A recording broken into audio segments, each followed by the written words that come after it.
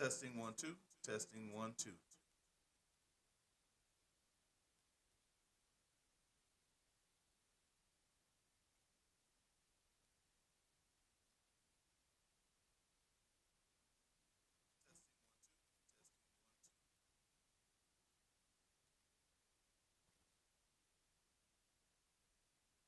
Testing, testing, testing, testing.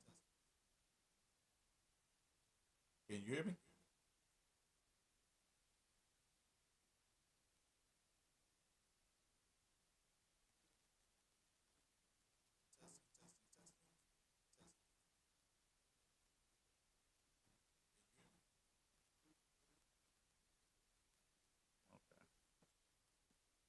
I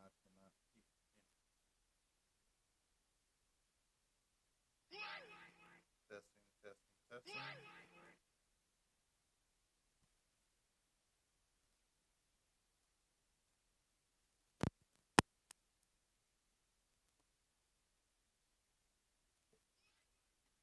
Testing.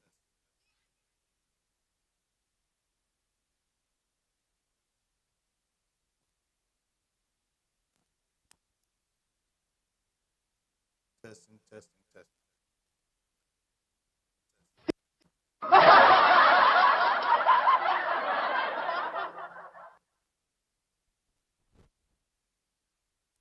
honestly can't hear any.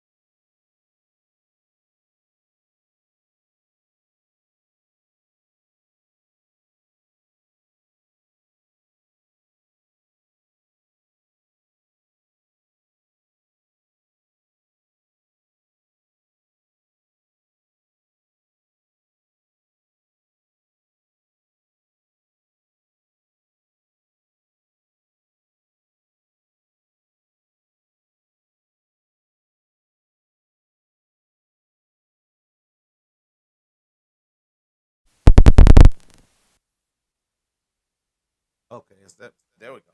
There we go. All right.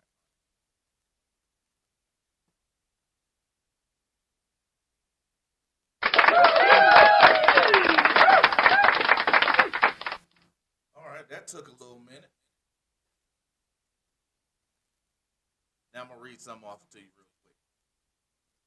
There's nothing wrong with seeing color. It's more about how you treat color when you see it. That was something that Trevor Noah actually stated a couple of days ago when I was watching his show. Now, let me translate that into language of courtrooms. You can't stop a human brain from noticing differences, but you can stop a system from turning differences into danger, danger into suspicion, suspicion into charges, and charges into a verdict that somebody deserved from the moment they walked into the courtroom. Now, what is it that I'm talking about? Because a lot of people are not going to catch this. And that's why people keep getting Frankenstein wrong. I did a podcast about 2 years ago referring to Frankenstein's monster, and I was talking about the situation with Christopher Donner. He was vilified because of a story that was told about it. But when you actually saw or heard the story being actually put out to a point to where you can understand it in its totality, while he did monstrous things, he wasn't even the villain in the story. Teresa Evans was.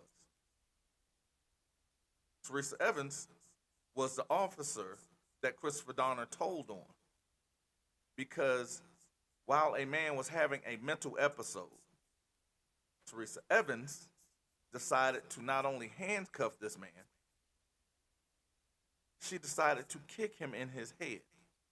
And when Christopher Donner reported that, he became a villain. And in the context of that, he was the one that was fired.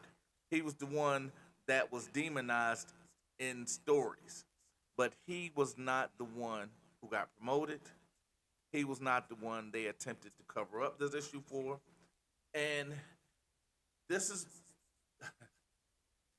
it was the LAPD that created the Christopher Donner we knew, because prior to that allegation, prior to those instances, he was actually a very good, exceptional person. He was exceptional in high school. He was exceptional in college. He was exceptional in the service. Now all of a sudden he was incapable when he became a police officer. Isn't that amazing how that works? When he told on someone who was doing something supposedly wrong, like handcuffing a man that's going through a mental episode and then kicking him in the head and laughing about it on video. So it wasn't something that he just made up. It was something that was seen and covered up. They even lied about what he wrote in the manifesto, when the manifesto is readily available to be read, but they know most people will not read because this is a microwave society. But even in the context of that, when we're talking about something like Frankenstein, the reason why people get it wrong, because when they're talking about Frankenstein, let me go ahead and get back on subject real quick, because I'm going to bring it right back to that point. Because the reason why people keep getting Frankenstein wrong, the remedial answer is people feared the creature because of what he looked like. That's the surface level of reading Frankenstein. That's the Wikipedia summary reading of Frankenstein. The kind of reading that makes people feel educated while keeping you harmless. Because it doesn't tell the story of Frankenstein. Because the real question isn't why are people afraid of the creature? The real question is, who created the conditions where fear became policy and policy became punishment? Frankenstein wasn't even the name of the monster. Frankenstein was the doctor. Remember? Dr. Frankenstein. See how we just lifted the veil off of something that most people get wrong? The creature was only deemed a creature by someone else's outside looking in on it. The builder of the thing was Dr. Frankenstein. The builder of the thing, everybody blamed. Frankenstein created something. And then they blamed his creation for their reactions or for their responses. And if you practice any type of criminal defense, you recognize that pattern instantly. A system creates a condition. A person reacts to those conditions. Then the system prosecutes the reaction as if it appeared out of nowhere. Most people don't even understand the context of projects, project homes, project communities. There's a reason it's a project, because when we're taught in school about a project, what are we doing? We're doing an experiment. We're trying to put something in a condition to see what the outcome is and to see if we're right about what we expect it to be. I gave the story of the 40-year-old that schooled me on how the rich think versus the conditions of the poor. And then when I actually started watching this TV series. It's actually on YouTube now, and it's amazing to me because I speak about how police officers, even did a story last week about how police officers have a war on the poor. And the show is, I believe it's called Cops 24/7. And again, they show Richmond County, Georgia. And I've also often said Richmond County, Georgia is the worst policing station, worst policing county in America. I've said that a bunch of times. and I stand on it because now they're doing it on video. I did a couple stories on a sergeant there. Her name is Sergeant Inman. That's the one she used on the show because I actually showed that she uses 4 different last names because she is such a bad police officer. Yes, I keep using her name. I'm actually going to use her entire name because I'm going to make another video on her. Because on the show, she admits that she doesn't even follow police policy. And then she giggles about it. Just like when she kicked open this woman's door without a warrant. She laughed about it. And like I said, there are other videos and other instances that I had with this young lady not following law and not even following department policy, but yet they're keeping her there because they spend more money on keeping bad police officers, such as Sergeant Inman in Richmond County, working versus punishing those like Sergeant Inman and actually doing proper policing. Because to her, it's a game. This is why I tell anybody that is pulled over and she's in your case, she is your get out of jail free card. Because she is just that bad of an officer. Her character is trash. And she even does it on video. And she's done it multiple times. Yet she's still employed. Why is that? Yet she's still promoted. Why is that? Because they want you to believe that the thing she's doing is okay. Why? Because they're going to go into something that, you know, let me go ahead and get into it. Because this is why they're going to justify Sergeant Inman's actions of being a bad cop, not following law, not following police procedures, not following department policies. Because there's a cause and effect. The courtrooms are professional factories for stripping out the cause and inflating the effect. We do it with race. We do it with poverty. We do it with immigration status. We do it with tone. We do it with neighborhoods. We do it with people who look like the jury fears. Just like the monster. Not by an action. And I want to tie this to something I've said before, because it's not poverty. Oh, excuse me. excuse, because it is poverty. Excuse me. Because it's not poetry, it's evidence. I actually did a video, and I'm glad I wrote this down. I did a video a few years ago. And in the video, I asked, how can I ever be unarmed if you weaponize my skin? YouTube actually took it down. I put it up again. YouTube took it down again. They referred to it as being combat speech or against the community policy when I just asked a question.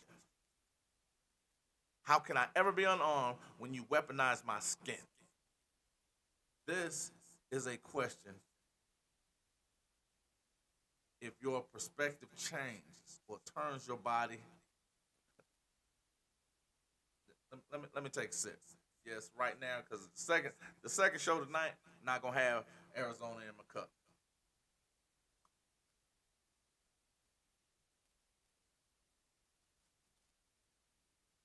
If your perception turns my body into a threat, then your fear becomes your justification, such as Sergeant Inman.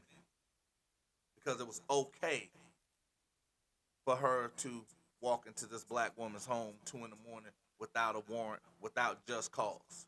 It was okay for her not to follow police procedures, follow law or policy when she went and did something that she was trained not to do. Did I catch you with that? When she did these things that she was trained not to do, and she did them anyway, her justification was the skin color of the people she went after. Don't worry about it. I'll pause for dramatic effect because I want you to understand and let you think about that. Because the law is a mask. It's not a safeguard. Because a lot of people think, okay, well, the law did this, the law said this, the law. The second you realize they're not practicing law, they're not enforcing law, and this has very little to do with law, then you can actually start to see the forest for the trees. Because it's a reason it's chess and not checkers. It's a reason that they have this set up the way they do. It's because it's designed to be confusing and chaotic. Because the system is devilish in this sense. Because what does the devil bring? Chaos and confusion. And the problem is, again, you're looking at it on the outside thinking it's one way while the system is designed and working as it was set up to be. Because we forget this policing system was set up to hunt someone that looks like myself. By people who look like Sergeant Inman in Richmond County. I want you to understand that because the context of it, whether I like it or not, that's what the system was designed to do, which is why Sergeant Inman keeps doing the things she's doing with impunity, without effect, and without punishment. And tonight, we're going to do two things. One, we're going to read Frankenstein like a trial lawyer, tracking the cause the world refuses to hear and the effect the world can't stop punishing. Two, we're going to compare it to Crime and Punishment because Davowski also understood how guilt, confession, shame, and social reaction can become their own prison long before the state closes the cell door. If you are a defendant, this isn't literature talk. This is jury psychology. This is police narrative building. This is interrogation leverage. This is sentencing mitigation. This is you humanizing yourself, and it's on the line. All right, so let's get to it. I'm going to give you the real theme of Frankenstein. Creation, the abandonment, the narrative, right? So we're going to start with the creator's mindset. Victor works obsessively, isolated, compulsive, swallowed by the project. Notice the word I use, project. He later admits that if a pursuit weakens your affections and destroys your taste for simple pleasures, it's not benefiting the human mind. I'm going to say that one more time. Victor Frankenstein, later admits that if a pursuit weakens your affections and destroys your taste for simple pleasures, it's not benefiting the human mind. Even in your obsessiveness becomes destructive. So understand, when you lose simple pleasures, when someone controls you, notice how I'm talking about psychology? When someone controls your emotions and your responses, it's not benefiting the human mind. It is destroying you. It weakens your affections. So everybody that loves to say, oh, I'm strong. And if you're getting upset at the first sign of challenge, the first sign of discord, psychologically, you're weak. And this is why I'm actually going to be doing something at the end of this podcast, which I hope you guys catch on and be ready to move with. But understand that. So don't allow someone else to control your emotions. And make sure, this is, again, why I talk about, whenever you're doing something like this, you almost have to be in the mindset of being sociopathic. Because you can't respond and react to everything that's being said. Watch what they're doing. Now, that's the first parallel. Institutions doing work that strips out empathy and normal restraint. then pretending that harm that follows is not foreseeable. Remember, it's a project. They're putting this project together because they have a hypothesis on how it's going to come out. And then they're acting surprised when it comes out exactly how they set it up to be. Then the pivotal moment. He completes the creation and immediately flips. He says he desired it intensely, but once it's done, the beauty of the dream vanished, replaced by horror and disgust. The beauty of the dream vanished.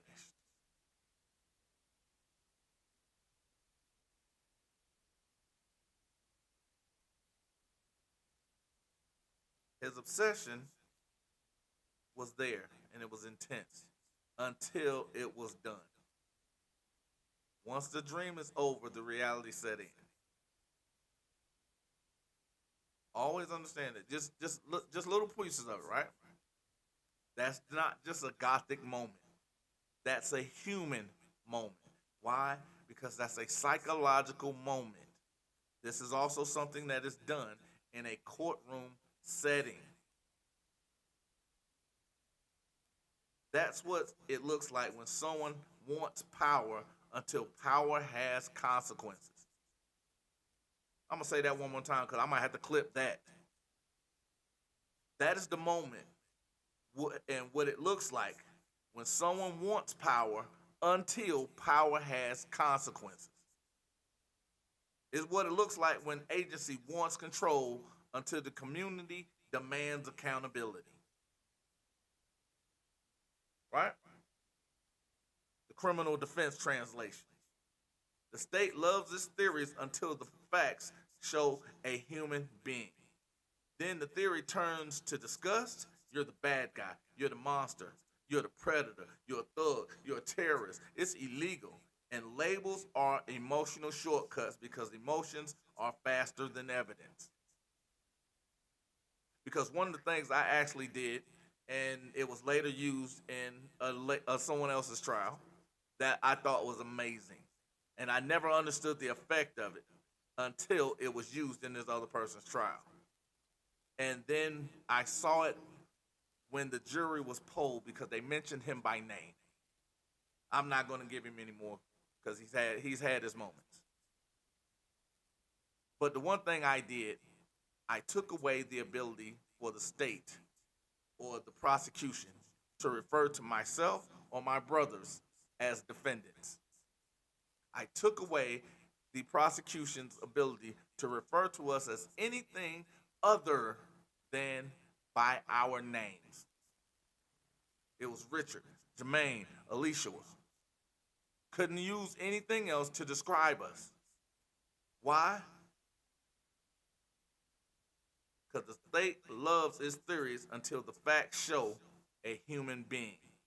And a jury will not convict a human being.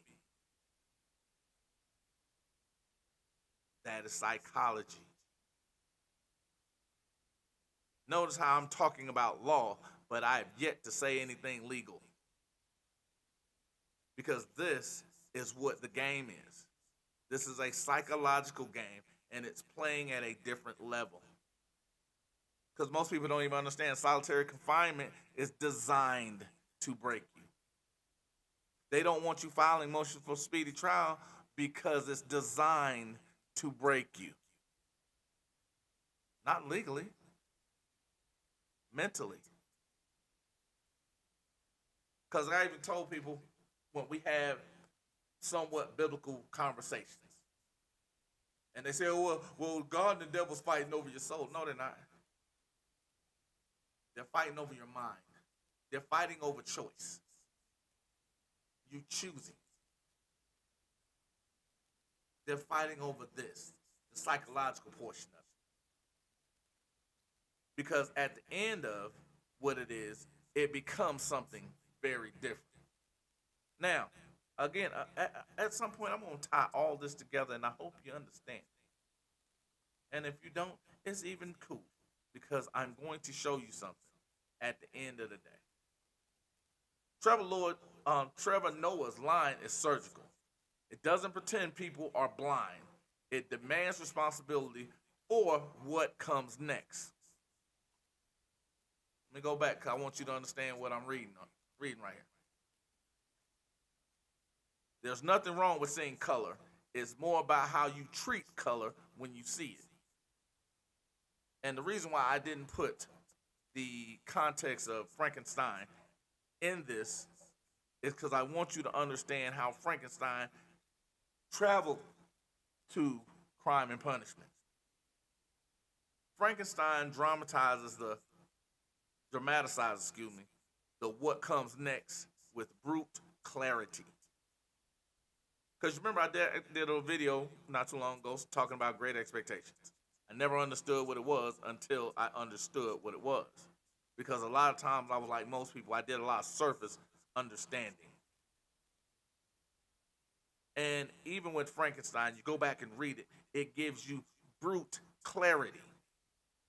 When the creature enters a village, curious, hungry, not attacking anyone, children shriek, women faint, and then the entire village mobilizes. Some fled, some attacked, and he's driven out with stones and weapons. Keep in mind, the creation has not done anything other than show up. I want to say that one more time. Done nothing other than show up. Why are the children afraid? Why are the women fainting? Why are they attacking? Did nothing. Because that's what people tell you. If you're doing nothing, the police won't bother you. Well, that didn't stop Sergeant Inman from kicking open someone's door. That didn't stop Sergeant Inman from chasing after someone and doing things against department policy. That didn't stop all these police officers from planting evidence. That didn't stop these police officers from SAing these young women on the side of the road. They were just there. Remember the police officer I spoke about a week and a half ago? That didn't stop him from stealing from people at traffic stops. Because that's the whole modern playbook in one scene. Perception. I don't like how it looks. Panic. It must be dangerous. Group reinforcement. Fear spread socially. Violence justified as defense. After the fact story, we had no choice. I was in fear for my life. All the justifications just for him being there.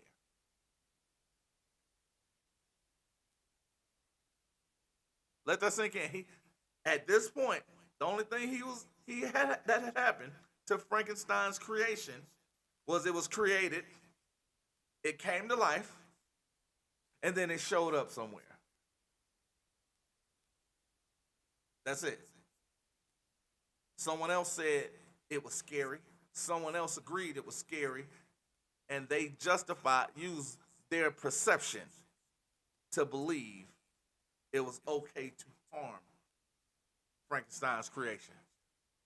Like, you don't look like you belong here. That's justification to kill you. He looked like he might have a gun, even though it lights up. We talk about these as if these are anomalies, when in fact, these are the accepted truths. And here's the key. The creature didn't become dangerous because the danger was in his essence.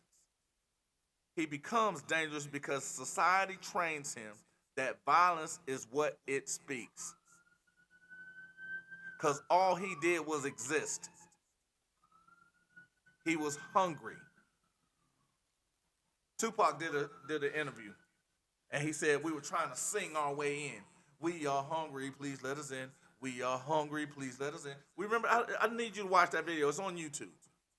He said, but after a while, you're going to get tired of singing. And that song changes. And it's, we are hungry, we need some food. He said, then now we're to the point where We're kicking open the door, coming through, blasting. What happened? What happened? Just listen to that interview because you're asking what happened. You're saying it's not justified for the reaction to how someone's being treated. You're saying that there's a movie called The Hate You Give. It took me, I've only watched it one time. It took me literally 3 days to watch it in its entirety. Why? Because the hate you give was showing the hate that was being earned by police in our current policing system. Notice what I use, because words have meaning. I don't need to use colloquialisms. I don't need to use ebonics to speak exactly what was happening. Thug, the hate you give. The hate was being earned. Frankenstein's creation became a monster because of the hate that was given to him. He was returning to him. Returning the hate back to sender. And they vilified him for his reaction to their hate.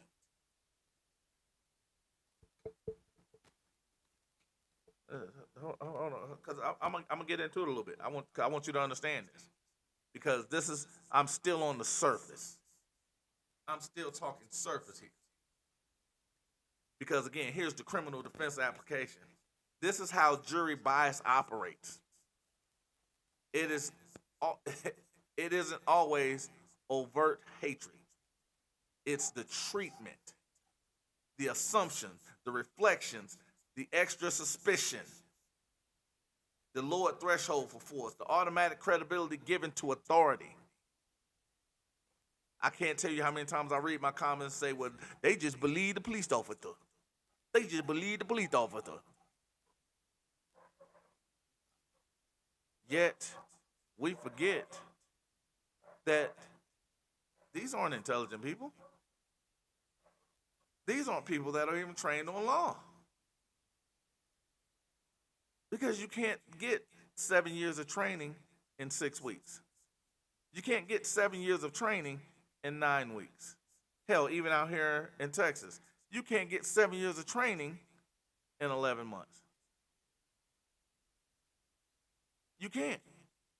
It's not possible. And we're saying they're enforcing law, which is why Georgia is one of the worst in the country. Because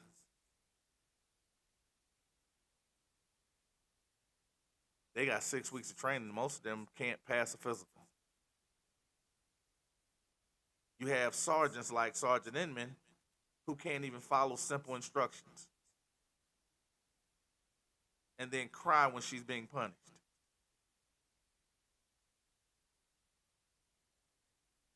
Yeah, I said it. Yeah, I said that. Understand what I'm saying? This is the thing that I'm talking about.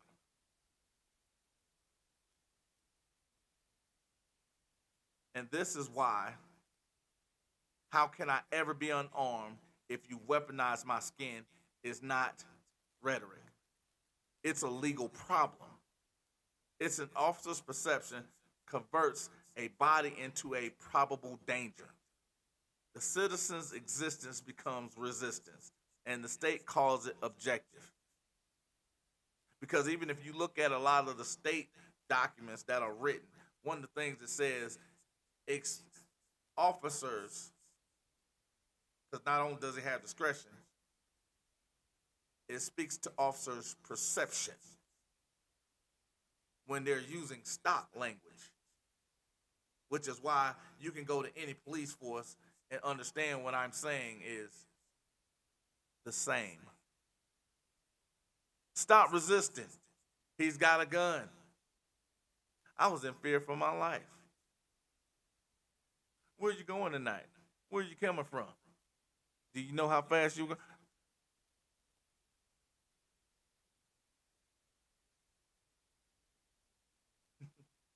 Which is why when I talk about there's a war on the poor, 24/7 cops 24/7, reinforces it.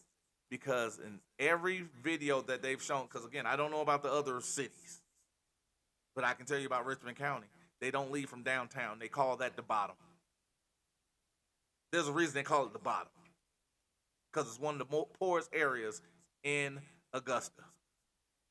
You don't see them, and again, just like the Chicago officer stated, we don't do this in affluent neighborhoods because they can hold us accountable.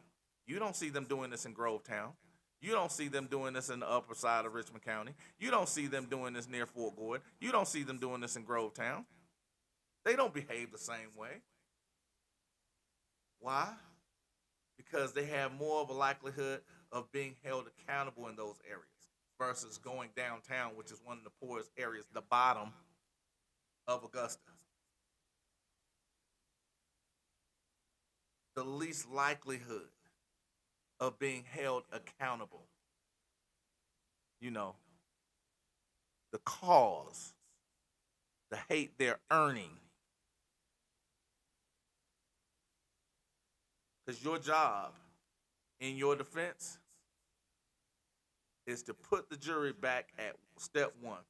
What did you assume before you knew anything?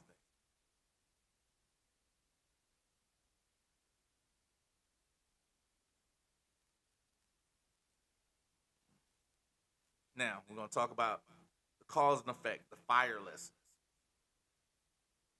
Because there's a quieter, devastating lesson early in the creature's development. Notice I'm using different words now. Because in the beginning it's the creation. Now it's the creature. Why? Because he's reciprocating the hate.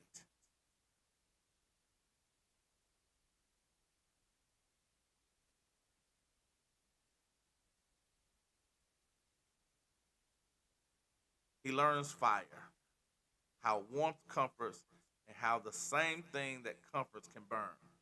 He's confused that the same cause should produce each opposing effect.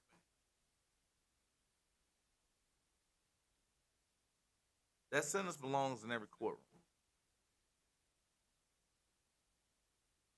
He's confused that the same cause should produce such opposing effects. Because the one thing that he finds warmth with is the exact same thing that puts pain to him. And it's fire. People think our legal system is for support of doing the right thing. But as our legal system, when we become part of it, that is the one thing that is causing us the greatest pain. Financial pain, anxiety. I've actually watched a young lady for 3 years go through a case that she's innocent of. She's willing to take a deal because she is mentally being broken.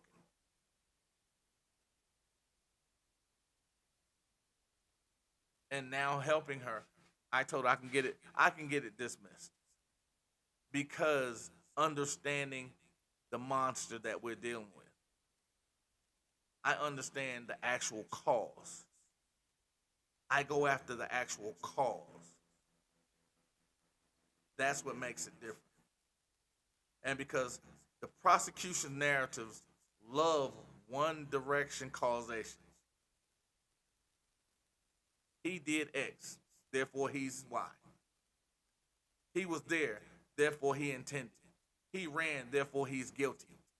He didn't comply instantly, therefore force was justified.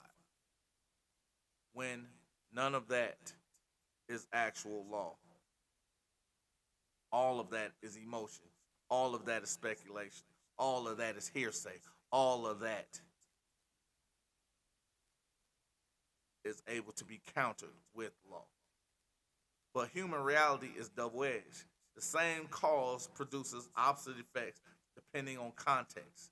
Fear, trauma, prior experiences, disability, language barrier, poverty, neighborhood policing patterns. And I talk about that all the time. I spoke about where I live downtown El Paso. I talked about the police presence. I talk about now how I live over in a I'll say a little. I'm closer to upper middle class. I've been here several months. I have yet to see. I've saw one police officer, and like I said, or twice. I think I've seen him twice, and I think he lives over here. Because at the same time, I don't see police. There's a fire station behind me. Fires go off all the time. I don't see police officers. When I lived downtown, I couldn't walk 2 blocks without seeing at least 2 cops. Whether they were on bikes, in cars, on foot, they were there. Why? Because Central and Lower Valley are the poor areas around here that I've lived in.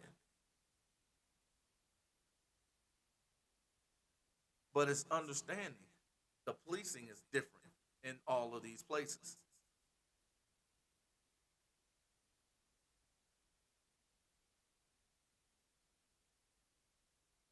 But here's the part. Here's where we start moving.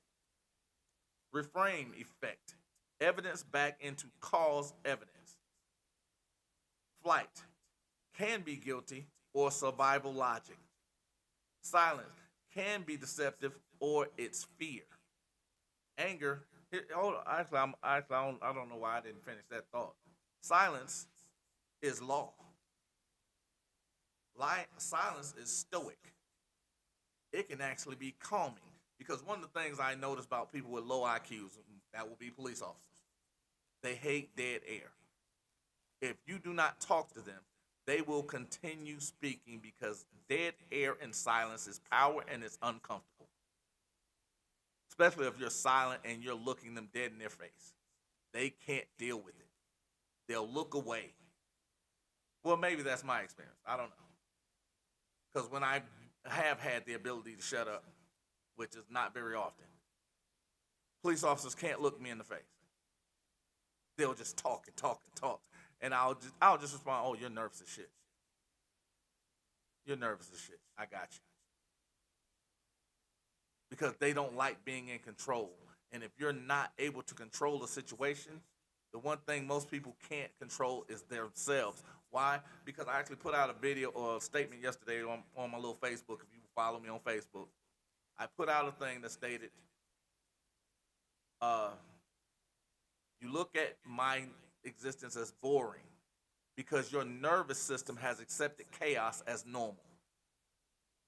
Because I can sit in silence for hours. I don't have to have people around me. I don't even have to have noise around me. The great part is sitting in that silence cuts like a knife. It hurts. This is why they try to fill those voids. Silence can be power if used properly.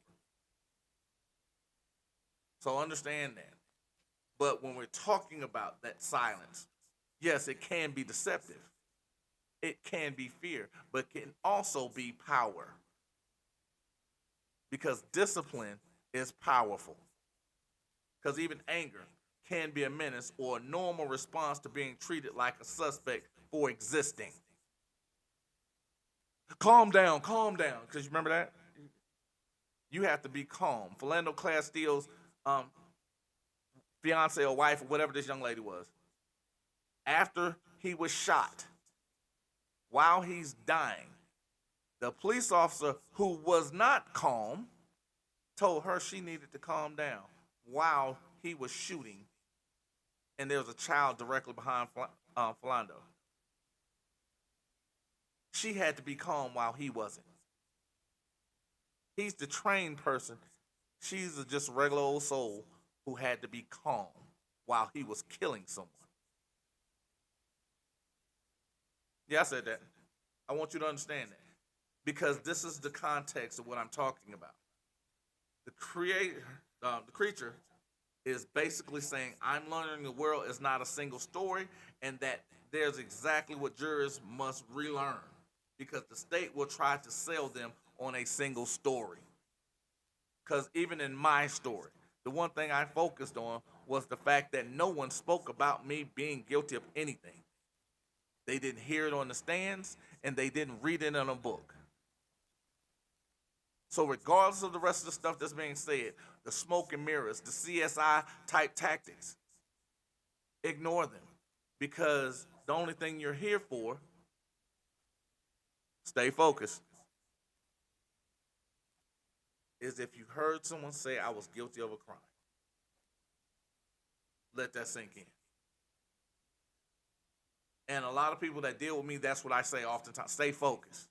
Because you have to, they're going to give you all this chaos. They're going to give you all this debris. They're going to give you all this confusion.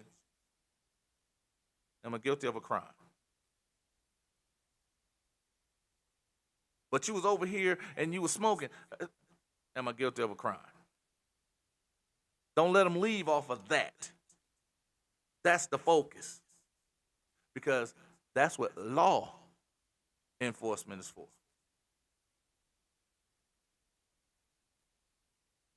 The creature does something that should embarrass every court that pretends it's about fairness. Because the courtroom is not for fairness. If you're looking for fairness, there should be one in your city, within the next couple months. So they stop there. It's called a fair. That's it. That's the only time, because life isn't fair. Because the system isn't about fairness. The creature demands to be heard. He tells Victor, even the guilty get to speak in their own defense before condemnation. Because remember, the only thing he's done at this point is exist. That's literally all he's done. He's labeled a creature and a monster and vilified, and all he's done is exist. That's not merely dialogue. That's the moral foundation of due process. And again, words have power. The moral, because you'll hear people talk about the moral high ground, the moral this and the moral that. The moral idea is understanding that just existing should not be a crime. Being poor should not be a crime. Not being able to pay fees should not be vilified. The criminal defense translation. This is the fight against dehumanizing labels, trial by allegation, probable cause as a destiny, and the quiet assumption that being accused is proof of being the type of person that would do it. The creature says, you accuse me of murder, yet you've destroyed your creation with a satisfied conscience.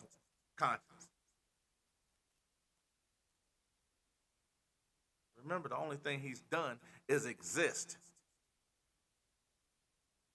They're perfectly happy with creating him, vilifying him, and destroying him on a lie. Emmett Till. Okay, my bad. I got personal then. My bad.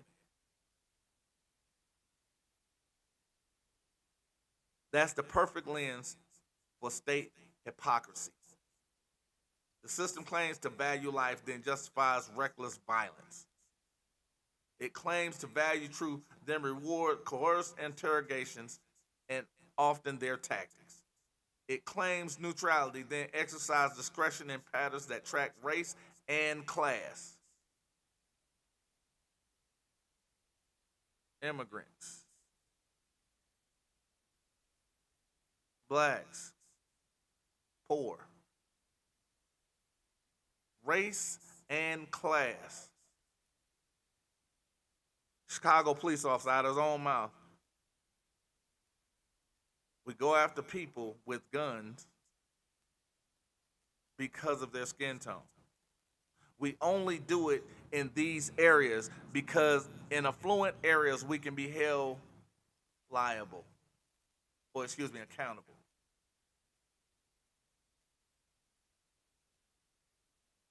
Yes, I pause for dramatic effect because that's exactly what that says. Frankenstein's creation said that. Understand when this book was written. This is what the context of it is. Practical courtroom uses of this. When you stand up in voir dire or opening statement, you're not only arguing facts, you're fighting for yourself and your right to be perceived as a full person whose story is allowed to exist. You're allowed to argue that you are a human being. You're allowed to be seen as something other than what the state says you are. You don't have to be Eminem. He's already Eminem. And yes, I'm referencing I am whatever you say I am. Because if I wasn't, then why would you say I am? You can't just say things without context and then expect me to accept it. And then get upset about my response to your treatment. Because misery makes monsters. Treatment equals essence. Now here comes the core line that destroys the shallow interpretations of the novel. The creature tells Victor, I ought to be the Adam, but I am rather the fallen angel. I was benevolent and good. Misery made me a fiend. I ought to be thy Adam, but I am rather the fallen angel. He should be his creator's most prized possession, yet he's Satan, the fallen angel, because again, we forget about the context of the dichotomy here. I was benevolent and good. Because again, went back to the Adam part. Misery made me a fiend. I did a podcast, I want to say a couple years ago. Maybe about 3 years ago now. It's called The Hunting of Man. And I actually read the poem on there. Because once you hunt man and have found joy in it, you want nothing else.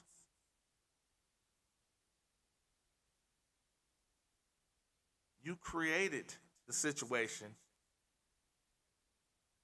that we're in, and then you vilify me for, you know what, let me go back to one, because it's one of those beautiful things. And which is one of the reasons why I love Texas. I watched the story. Again, I watch a lot of YouTube. That's my TV. Anyway. In the story, there's an older veteran. 3 young kids come in the house. They kick open his door. He killed all 3 of them. Bap, bap, bap. The mother gets on TV and says, you didn't have to kill them. They were just robbing you. The comments spoke about how naive and how stupid this mother was for saying that. I agree. But why does that context change when it's not a robbery? When they're not doing something that requires that to be happening?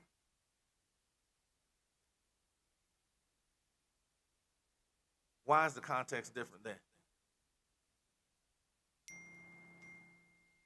Because when it's stupid, right? Why isn't it stupid in every situation? Because when you're justifying things like the stuff that Sergeant Inman does when she kicks open someone's house door without a warrant and then giggles, why is it not stupid? Because she wants to think that is okay when there's law that says she can't do it. When there's department policy that says she can't do it. Because we're okay with authority, seemingly, because she's a servant. When did the servant have more power than the master? That's the Tommy Sotomayor question. That's another podcast I did. And that's what you have to think. Why does a servant believe it's okay to disrespect the master? Why is the public trustee thinking it's okay to disrespect the trust? The beneficiary. What benefit does the trustee get for disrespecting the trust? So when I ask these questions, the context seems to be lost.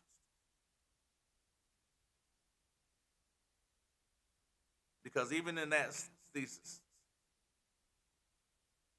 right? Not I look scary, not I was born evil, not your abandonment and the world's cruelty manufactured what you now fear.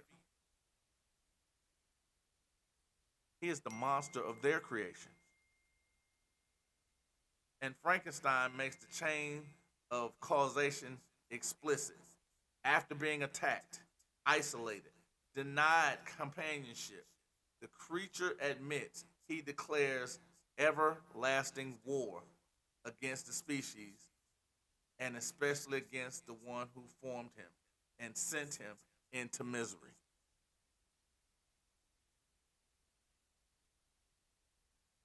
I'm going to let that sink in. That's cause and effect, except now the effect is rage.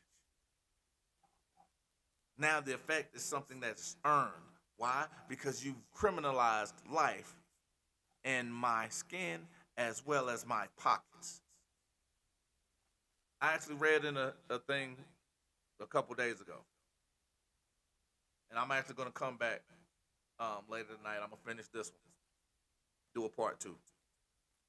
But it, I read in the story that the average American does not have $1,000 in savings. And I smiled because I was like, that was me a year ago. I didn't have $1,000. I literally had a friend of mine. I had an issue at my apartment. Young man walked up on me. I punched him in his face. It was just you don't walk up on me too damn close. It was 7 o'clock in the morning. That's all I knew to do. Well, I was being evicted, or I had to come up with XYZ dollars. I didn't have XYZ dollars because it was like $1,500. I didn't have it because it wasn't that I didn't have rent. I didn't have the extra $1,500 for punching this jackass in his head. My buddy did. But do you know what that now translates into? Because again, the people I keep around, they have a different mindset. So I also have to carry that a different mindset because they hold me with a different level of accountability, right? I'm no longer that guy that doesn't have that.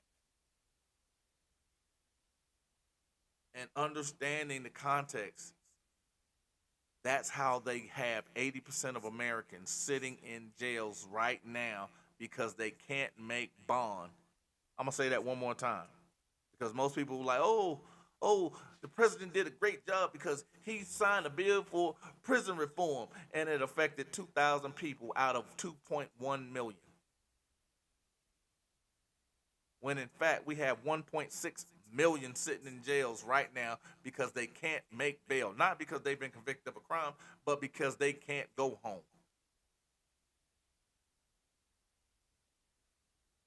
Just let that sink in. If that is not war on the poor, I don't know what it is. But I'm going to end right there. And like I said, I'm going to come back on. I'm going to have something a little stronger than the Arizona. And I hope you guys are here with me. Give me about 2 hours because I definitely want to finish this because the context of what's going on not only needs to be understood, but it also needs to be listened to. And hopefully you'll be able to grasp something from this. And as I wrap up right now, I appreciate you guys. And I'll see you shortly. Supreme out.